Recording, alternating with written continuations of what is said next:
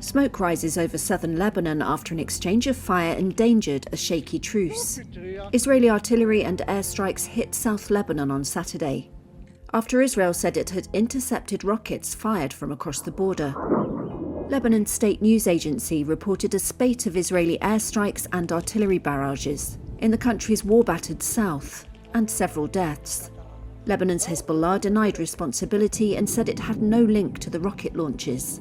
It said it remained committed to the US-brokered November ceasefire with Israel, which ended a year of conflict between the two sides. No group has claimed responsibility for the rockets.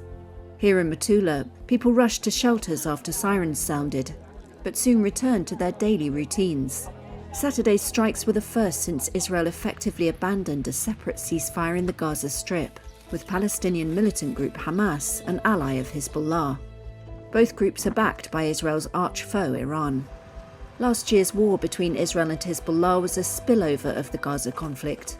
It rumbled across the border for months before escalating into a blistering Israeli offensive that wiped out Hezbollah's top commanders, many of its fighters and much of its arsenal.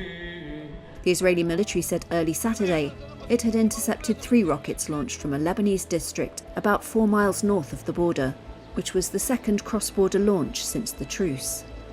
Israel said it was looking into who was responsible. The United Nations peacekeeping force in Lebanon, known as UNIFIL, said in a written statement on Saturday that it was alarmed by the border violence, and that a further escalation could have serious consequences for the region.